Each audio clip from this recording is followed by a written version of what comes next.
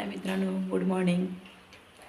सकाळ सकाळ मला एक मॅसेज आला की ज्या व्यक्तीने माझे पैसे घेतले नाहीत बरं का, तर त्या व्यक्तीने व्हिडिओ बघितले.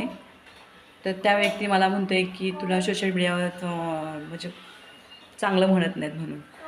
तर त्याला एक पुत्राला सांगणं आहे की तुला तर बाहेर कोण चांगलं म्हणत नाही, ती तर सोशल मीडिया आहे.